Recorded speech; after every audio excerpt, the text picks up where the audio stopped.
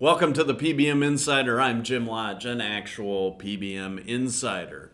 Today we'll dive into the history of PBM revenue sources, discussing the evolution from a singular admin fee revenue model to multi-revenue stream models.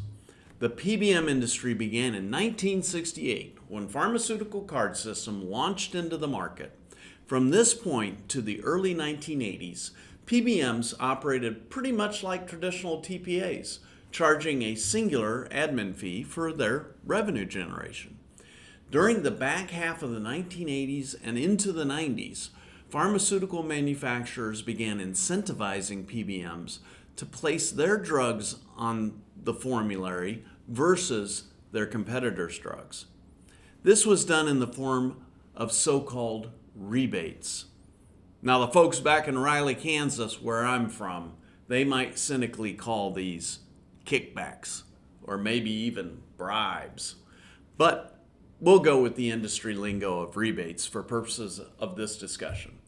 At that time, PBMs were keeping the vast majority of the rebates for themselves and were thus heavily incented to implement so-called therapeutic alternative programs, where cadres of pharmacists at the PBM would call physicians to encourage them to switch their patient from one drug to another for the same indication.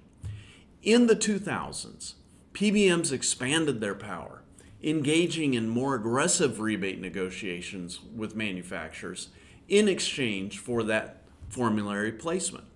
Critics began raising transparency concerns, and plan sponsors began demanding a share of the rebates. In 2018, another major development was the establishment of a little-known entity type called Group Purchasing Organizations, also known as GPOs.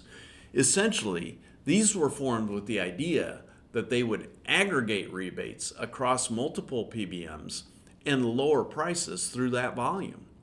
That said, factual data identified by the Federal Trade Commission indicates that it really didn't work out that way.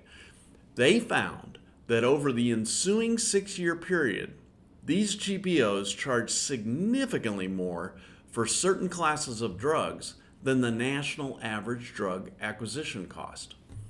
In addition, during this time, some PBMs began engaging in spread pricing, which is exactly what it sounds like, marking up the price of drugs to the plan sponsor well above the reimbursement that was being made to the dispensing pharmacy.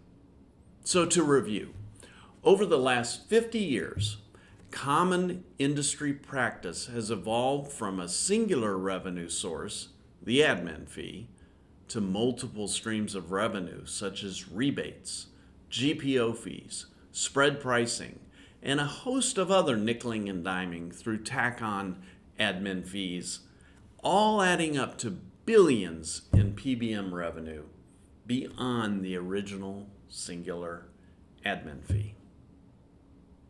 This is the PBM Insider, keeping you informed.